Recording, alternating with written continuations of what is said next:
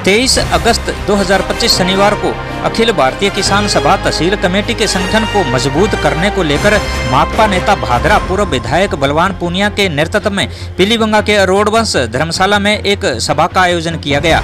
सभा में किसान की फसलों को एमएसपी दर पर सरकार द्वारा खरीदकर उचित दाम किसानों को राहत प्रदान करने और भाजपा सरकार की ठेका प्रथा को लेकर चर्चा की गई। साथ ही प्राइवेट कंपनियों द्वारा लोन के माध्यम से संपत्ति कुर्क करने, स्मार्ट मीटर के माध्यम से विद्युत विभाग द्वारा आमजन को लूटने के कार्य पर विस्तार पूर्वक चर्चा की गई। 4 लाख हेक्टेयर जमीन पर सौर ऊर्जा प्लांट लगाकर अडानी अंबानी को लाभ सरकार द्वारा पहुंचाकर आम किसानों को उनके नौकर बनाने का आरोप लगाया। सभी समस्याओं के निवारण हेतु एक मजबूत संगठन के रूप में रहने को लेकर बलवान पूनिया ने घर घर सदस्यता अभियान चलाकर अखिल भारतीय किसान सभा को मजबूत बनाने की अपील की है। सभा में चरणप्रीत सिंह बराड़ ने भी अपने विचार व्यक्त किए। इस सभा में गोपाल कृष्ण बिश्नोई, चरणप्रीत सिंह बराड़, कुलदीप सिंह चहल, कुलदीप जाखड़ सरपंच पंडतावाली, जगदीश सारस्वत सरपंच गोलूवाड़ा, नरेश शर्मा, संजय जाखड़, रामेश्वर चालिया व तमाम माकपा किसान जन प्रतिनिधि उपस्थित रहे। बलवान पूनिया ने इस संबंध में क्या बताया, आइए देखते हैं। हिंदी न्यूज़ से देशराज डावला की रिपोर्ट। चैनल को लाइक, सब्सक्राइब, कमेंट, शेयर करें। धन्यवाद। अखिल भारतीय किसान सभा की तहसील कमेटी की बैठक आज यहाँ धर्मशाला में हुई है। इसमें हमने संगठन को मजबूत करने का निर्णय लिया है।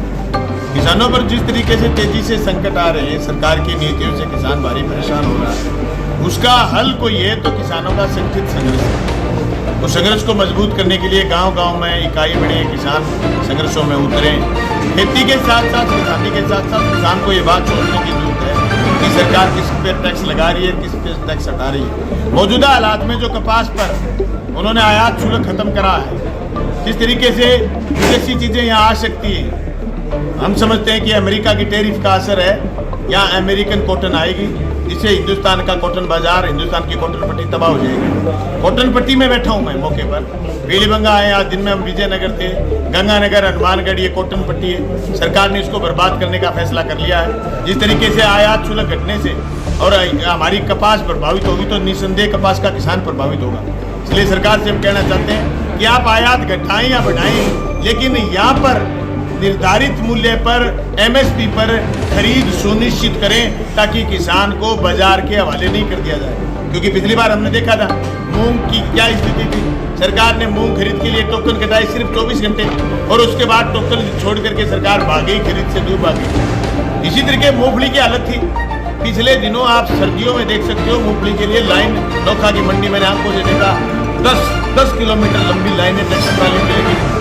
सरकार जिस तरीके से खरीद से हाथ पीछे खींच रही है, मैं समझता हूं एमएसपी पर एक एक दाना सरकार खरीदे, ये संघर्ष मजबूत करेंगे।